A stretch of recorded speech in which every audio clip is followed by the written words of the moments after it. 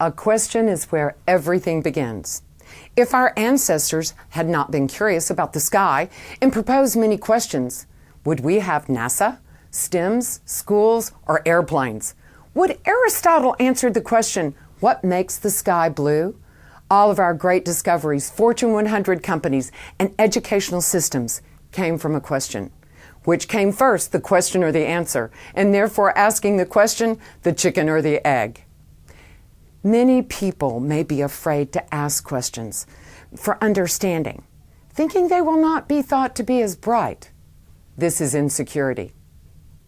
The more you understand the situation, the more you can contribute and engage others.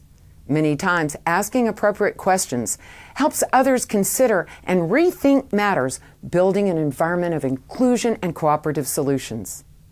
The wise man doesn't give the right answers. He poses the right questions. Levi Strauss. You start with the problem.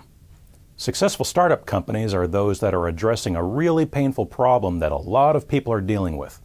In fact, you want to be on the lookout for painful problems. And the more painful, the better. Because as a startup, you're already at a disadvantage. No one knows who you are, you're brand new, and you don't have a track record. And you're asking a customer to trust you and spend money on you. That's risky for them. So you have to make it worth their while. You want to find a problem so painful with no effective solutions that someone is willing to take a chance on you and your new solution and pay you for it.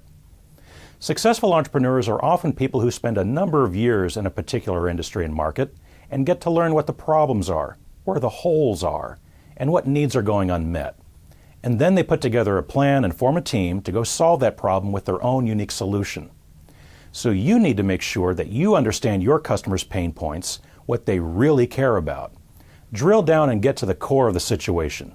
Sometimes the person who is experiencing the problem is different from the person who would be paying for the solution. You need to understand the customer's problems as well as they do, see the world through their eyes, and be able to empathize with them. Because not only can you make them a superior solution, then you can start to anticipate their future needs and build a solution before anybody else does. So here are 3 important questions to ask. What's your problem? Whose problem is it? Who suffers the most? Who feels the pain? One technique to really understand a problem that you can try is called the 5 whys. The idea being that you need to ask, why is that a problem, about 5 times before you can really get to the core issue. All of us deal with problems every day.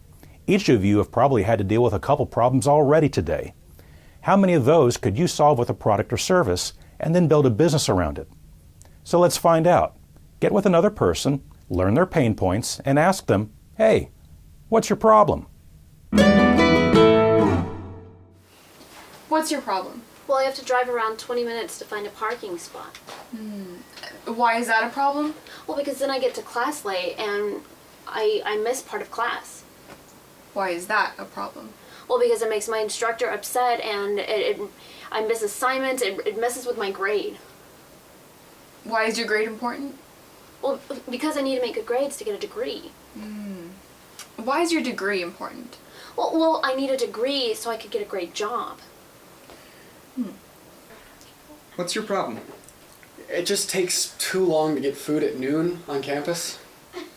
Why does it take too long? Well, because the lines are really long at the student union. Why are the lines so long? Because everyone goes to the student union. Why does everyone go, though? It's probably because it's centrally located on campus. And why aren't there other options?